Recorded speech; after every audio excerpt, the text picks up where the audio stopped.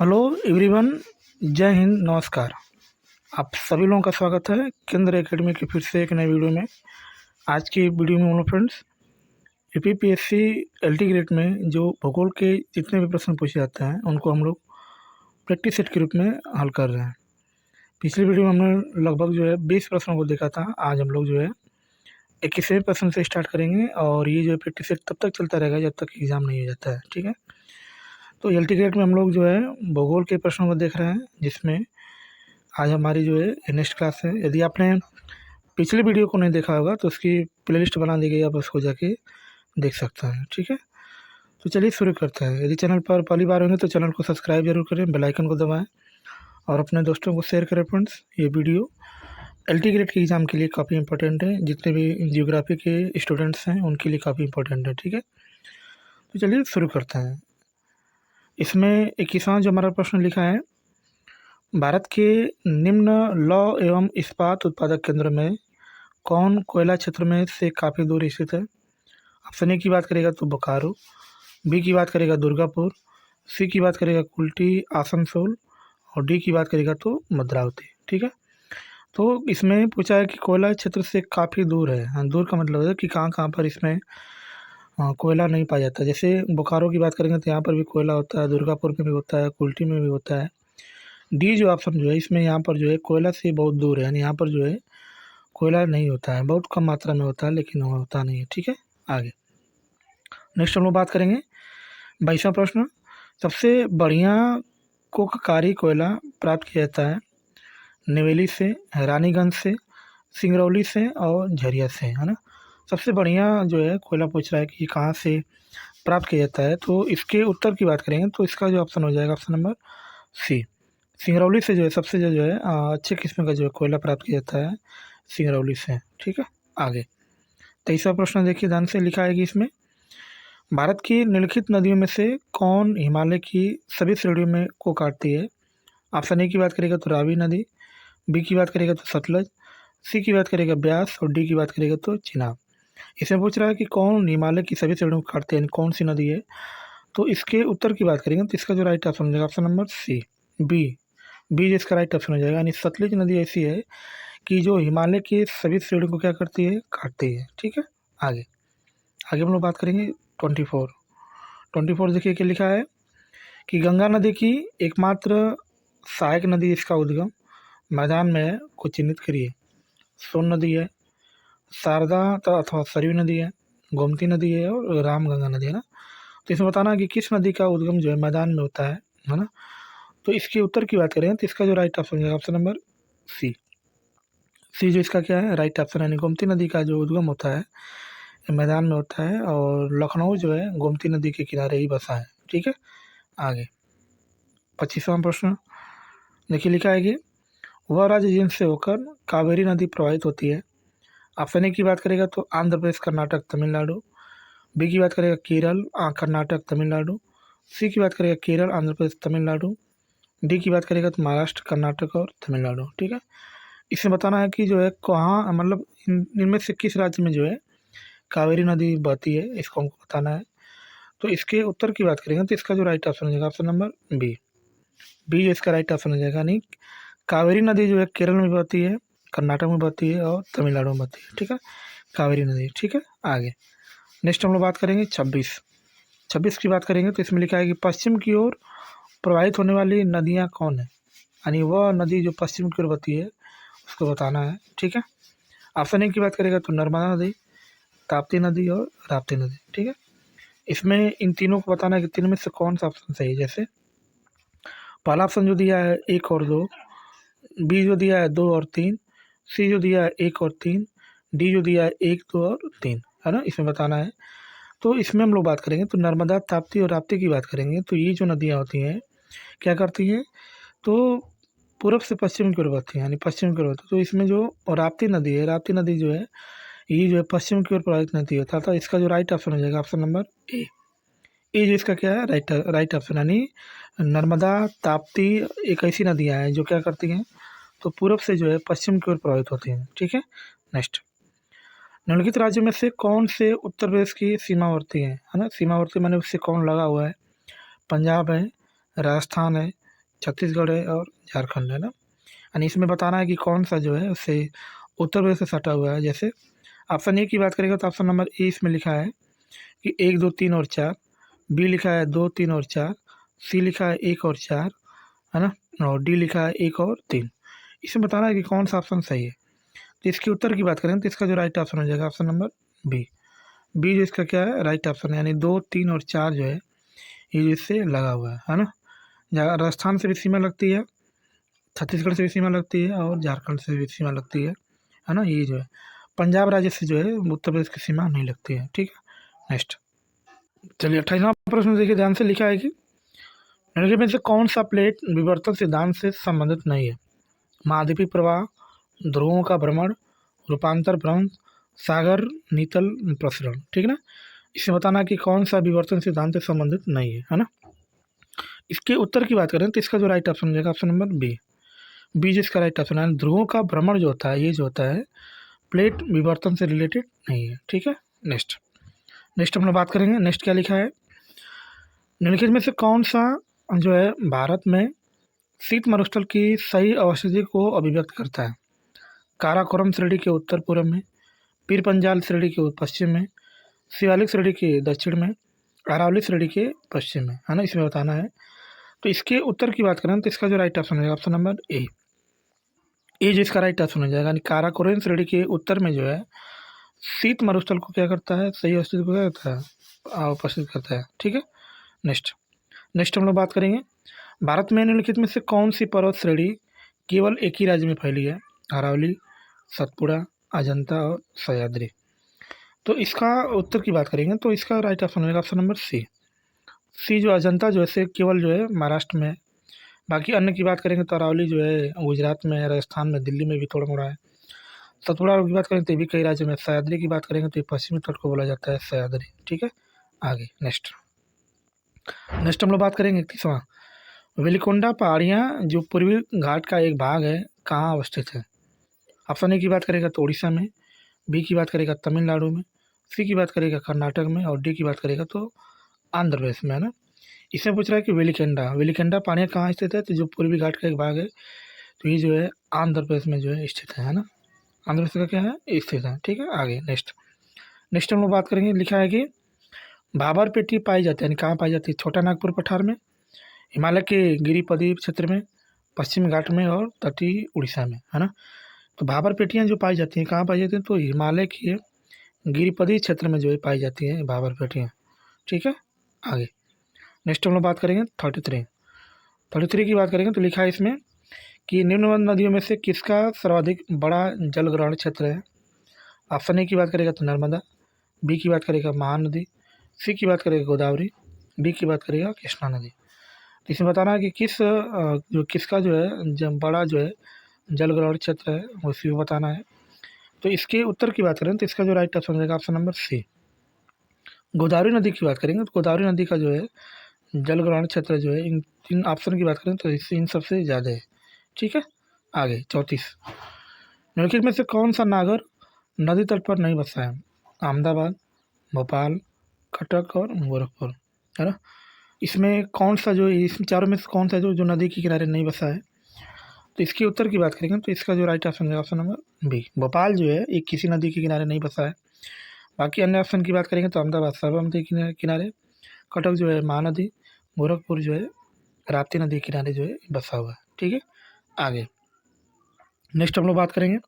Tornado बहुत प्रबल उष्णकटिबंधीय चक्रवात है जो उठते हैं कैरिबियन सागर में, चीन सागर में, अरब सागर में और श्याम सागर में। टॉर्नेडो जो है बहुत उष्णकटिबंधीय चक्रवात बहुत ही खतरनाक होता है और ये कहाँ उठता है, तो इसकी बात करेंगे तो ये जो है कैरिबियन सागर में जो है टॉर्नेडो जो है उठता है। ठीक है, आगे 36 की बात करेंगे। 36 देखिए लिखा है क्या, इसमें लिखा है कि निम्नलिखित में से कौन सा पृथ्वी के अधिकतम प्रतिशत क्षेत्र पर जो है फैला हुआ है। ठीक है, ऑप्शन की बात करेंगे तो ऑप्शन नंबर ए जो है शुष्क प्रदेश, बी की बात करेंगे तो इसमें लिखा है अर्ध शुष्क प्रदेश, सी की बात करेगा तो पार्थ प्रदेश और डी की बात करेगा तो आंध्र प्रदेश। इसमें बताना है कि कौन सा जो है अधिकतम क्षेत्र पर है। तो इसके उत्तर की बात करेंगे तो इसका जो राइट ऑप्शन होगा ऑप्शन नंबर डी।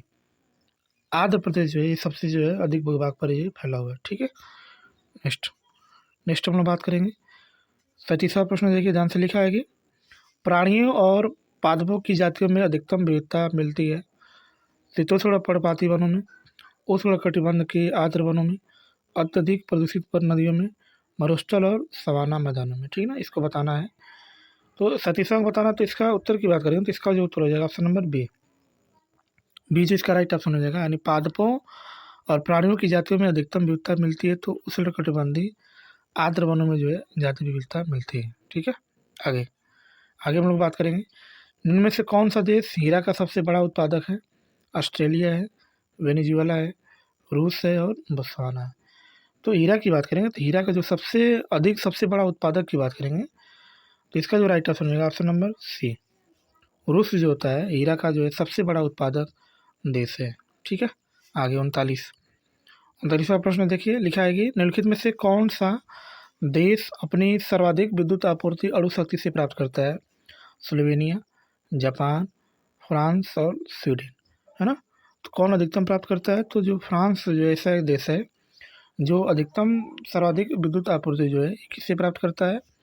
तो अणु शक्ति से प्राप्त करता है। ठीक है, आगे नेक्स्ट, सूची को सूची 2 से सम्मिलित करना है और तथा सूचियों के नीचे दिए गए कोड का प्रयोग कर सही उत्तर का चयन करना है। एक और उद्योग दिया है और एक और क्या दिया, औद्योगिक केंद्र, यानी कौन सा उद्योग जो है कहाँ पे स्थित है। ठीक है, इसको बताना है। जैसे ऑटोमोबाइल की बात करेंगे तो ऑटोमोबाइल कहाँ है, सूती वस्त्र कहाँ है, लौह वस्त्र तथा इस्पात और पोत निर्माण, इसको बताना है। ठीक है, तो इसका उत्तर की बात करेंगे तो इसका जो उत्तर हो जाएगा ऑप्शन नंबर बी। बी जो इसका राइट ऑप्शन हो जाएगा, यानी 2 4 5 1 जो है इसका क्या है, राइट ऑप्शन हो जाएगा। ठीक है, 2 4 5 1 क्या है इसका राइट ऑप्शन है, इसको मिला भी सकते हैं, है ना। चलिए मिला इसको देखा जाए। ऑटोमोबाइल की बात करेंगे तो ये कहाँ है, ये औद्योगिक केंद्र कहाँ है, तो ये जो है दिल्ली में है। सूती वस्त्र की बात करेंगे तो ये कहाँ पर है, तो ये प्रोविडेंस में है। और लौह तथा इस्पात की बात करेंगे तो ये व्हीलिंग औद्योगिक केंद्र है। पोत निर्माण की बात करेंगे तो ये बाल्टीमारो इसका क्या है, तो राइट ऑप्शन हो जाएगा। ठीक है, प्रोविडेंस जो किसी के साथ हमें, ठीक है। आगे 41वां देखिए ध्यान से, लिखा है कि इग्लू घरों पर बर्फ की चादर कार्य करती है ताप प्रवाह का, ताप परावर्तक का, ताप की सुचालक का, ताप के कुचालक का, है ना। तो आपने देखा होगा कि इग्लू जो होता है घरों के ऊपर बर्फ जमी रहती है तो इसका काम क्या करता है, तो ये जो होता है ताप के कुचालक का काम करता है। क्या करता है, तो ताप के कुचालक का काम करता है, यानी ताप को आने नहीं देता है। ठीक है, आगे नेक्स्ट हम लोग बात करेंगे, किस नदी के तट पर काठमांडू नगर स्थित है? वरुण, सप्तकोशी, बागमती और सनकोशी। काठमांडू नेपाल की राजधानी काठमांडू है और इसमें बताना है कि कौन सी नदी इस पर स्थित है। ठीक है ना, तो इसकी बात करेंगे तो इसमें जो बागमती नदी है ये जो है काठमांडू नगर इसी पर जो है स्थित है। ठीक है, नेक्स्ट, निम्नलिखित में से कौन सा जो है भूगर्भिक चक्र का भाग है? कार्बन चक्र है, हाइड्रोजन चक्र है, जलीय चक्र है और नाइट्रोजन चक्र है ना। तो भूगर्भिक चक्र का कौन सा भाग है, तो इसकी ऑप्शन की बात करेंगे तो ऑप्शन नंबर सी जो इसका राइट ऑप्शन हो जाएगा। जलीय चक्र इसका क्या हो जाएगा, राइट ऑप्शन होगा। ठीक है, नेक्स्ट चलिए 44 देखिए, लिखा है कि ज्वालामुखी उद्गार नहीं होते हैं, कहाँ नहीं होता है? बाल्टी सागर में, काला सागर में, कैरिबियन सागर में और कैस्पियन सागर में। यानी बताना है कि जो ज्वालामुखी फटती है कहाँ नहीं हो सकता है, चाहे कहाँ नहीं होता है। तो ये जो है बाल्टी सागर में नहीं होता है, बाल्टी सागर में कभी भी जो है ज्वालामुखी का उद्गार नहीं होता है। ठीक है, आगे 45, निम्नलिखित स्थानों में से कौन सा एक दजला और फरात के संगम पर स्थित है? बसरा, बगदाद, अबादान और करबला। दजला और फरात के संगम पर कौन सा स्थित है? तो ये जो है बसरा स्थित है। कौन सा स्थित है? बसरा, है ना। दजला और फरात की नदी पर कौन स्थित है? तो बसरा है। ठीक है, आगे 46 लिखा है कि निम्न में से कौन सी राजधानी डेन्यूब नदी पर स्थित नहीं है? बेलग्रेड, बुडापेस्ट, रोम और वियना। बताना है कि कौन जो है डेन्यूब नदी पर स्थित नहीं है ना। तो इसके उत्तर की बात करेंगे तो इसका जो राइट ऑप्शन हो जाएगा रोम। रोम जो है इटली की राजधानी है और ये जो है डेन्यूब नदी पर स्थित नहीं है ना। आगे हम लोग बात करेंगे तो 47, दक्षिण पश्चिम एशिया का निम्नलिखित में से कौन सा एक देश भूमध्य सागर तक फैला नहीं है? सीरिया है, जॉर्डन है, लेबनान है और इजराइल है। इसमें बताना है कि कौन सा जो है एक भूमध्य सागर तक फैला नहीं है दक्षिण पश्चिमी एशिया में। ठीक है, तो इसका राइट ऑप्शन की बात करेंगे तो जॉर्डन। जॉर्डन एक ऐसा देश है दक्षिण पश्चिम एशिया का जो भूमध्य सागर तक जो है फैला नहीं है, बाकी सब देश इसमें फैले हुए हैं। ठीक है, आगे टर्की किनके मध्य स्थित है? काला सागर और कैस्पियन सागर, काला सागर और भूमध्य सागर, स्वेज की खाड़ी और भूमध्य सागर, अकराबा की खाड़ी और मृत सागर, है ना। तो टर्की बताना है कि टर्की किसके मध्य स्थित है। तो ये जो है ऑप्शन नंबर बी, ये जो है काला सागर और भूमध्य सागर के बीच में स्थित है, जिसका नाम क्या है? तो टर्की। काला सागर और भूमध्य सागर के बीच में स्थित है, जिसका नाम क्या है? तो टर्की है। ठीक है, आगे 49 जो लिखा है, न्यूनतम लवणता पाई जाती है, कहाँ पाई जाती है? कैस्पियन सागर में, मृतक सागर में, भूमध्य सागर में और लाल सागर में, है ना। न्यूनतम लवणता की बात कर रहा है कि सबसे कम लवणता कहाँ पाई जाती है। तो इसका उत्तर की बात करेंगे तो कैस्पियन सागर में जो है सबसे कम लवणता पाई जाती है। बाकी अन्य 3 ऑप्शन की बात करेंगे तो इसकी अपेक्षा ज़्यादा पाई जाती है। ठीक है, आगे निम्नलिखित में से कौन सा दक्षिण अटलांटिक महासागर की शीतल धारा है? कैनेरी धारा, वेगुला धारा, अगोलास धारा और ब्राज़ील धारा, ना। दक्षिण अटलांटिक महासागर की शीतल धारा बताना है कि कौन से जो है शीतल धारा है ना। तो जो हमारा वेगुला धारा है, यानी वेगुला जो धारा है, ये जो है दक्षिण अटलांटिक महासागर की जो है शीतल धारा है। ठीक है, आगे नेक्स्ट हम लोग बात करेंगे उत्तरी अंध महासागरीय वृत्ताकार गति के संदर्भ में निम्नलिखित में से कौन सा एक सही अनुक्रम है? कैरिबियन, गल्फ स्ट्रीम, उत्तरी अंध महासागर, अथवा कैनरी। उत्तरी अंध महासागरीय अथवा gulf stream, canary, Caribbean. Caribbean, उत्तरी अंध महासागरीय अथवा गल्फ स्ट्रीम, कैनरीज।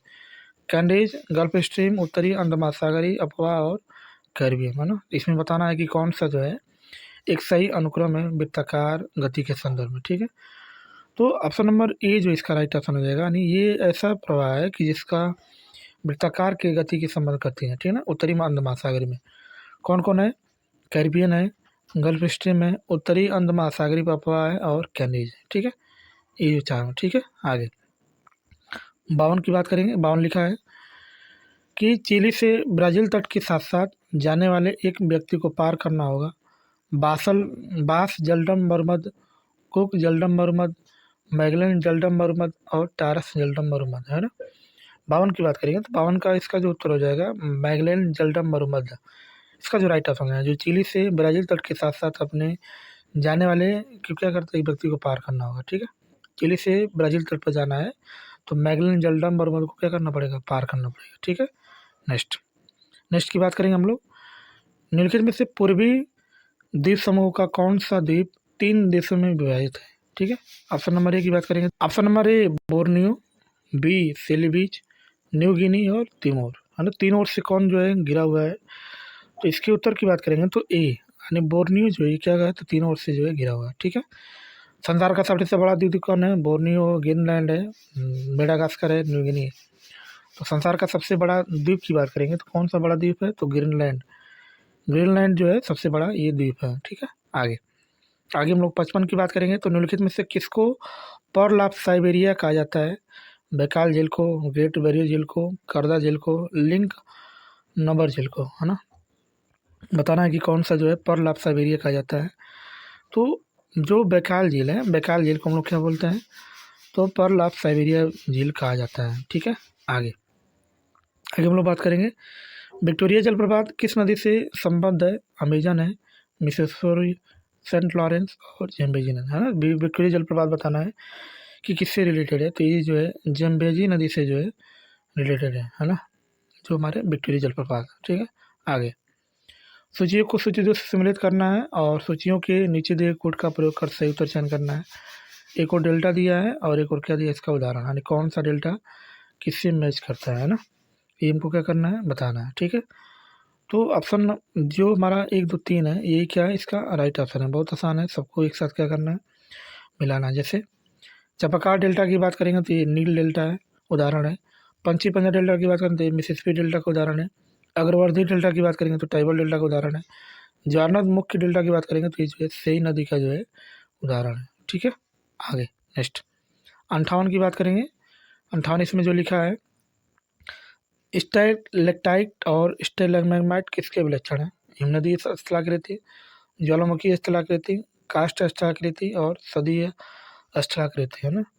तो ये जो उदाहरण है काष्ठ जो है स्थलाकृति का जो उदाहरण है, जितने भी स्टैलेक्टाइट हैं स्टैलेग्माइट हैं, ये किसके विलक्षण है? तो काष्ठ के हैं। ठीक है, आगे नेक्स्ट हम लोग बात करेंगे। पृथ्वी का अल्बिडो मुख्यतः प्रभावित होता है मेघाच्छादन से, वायुमंडल में धूलीकरणों से, वायुमंडल परतों से, पृथ्वी के धरातल की प्रवृत्ति है ना। ये जो है किससे रिलेटेड है ना। तो इसकी बात करेंगे तो इसका जो उत्तर हो जाएगा ऑप्शन नंबर डी। डी जो इसका राइट ऑप्शन हो जाएगा, यानी पृथ्वी के धरातल की प्रकृति से जो है क्या है तो रिलेटेड है। ठीक है, आगे हम लोग बात करेंगे लास्ट जो इसका जो प्रश्न है, सूर्यातप के अवशोषण में सबसे महत्वपूर्ण भूमिका किसके द्वारा निभाई जाती है? कार्बन डाइऑक्साइड के द्वारा, ऑक्सीजन के द्वारा, ओजोन के द्वारा और धुंध के द्वारा। ठीक है ना, इसमें बताना है कि कौन सा जो है इसका राइट ऑप्शन हो जाएगा। तो कभी भी जब सूर्यताप का जो अवशोषण होता है इसमें जो सबसे बड़ी भूमिका होती है किसकी होती है? तो कार्बन डाइऑक्साइड की होती है। ठीक है, तो फ्रेंड्स हमने लगभग आज जो है लगभग 40 प्रश्नों को प्रैक्टिस सेट के रूप में डिस्कस किया है। तो चैनल पर पहली बार होंगे तो चैनल को सब्सक्राइब जरूर करें, बेल आइकन को दबाएं और अपने दोस्तों को शेयर करें और कमेंट करके जरूर बताएं कि वीडियो आपको कैसी लगी है ना। मिलते हैं नेक्स्ट क्लास में ऐसे शानदार प्रश्नों के साथ, तब तक के लिए बाय और जय हिंद फ्रेंड्स।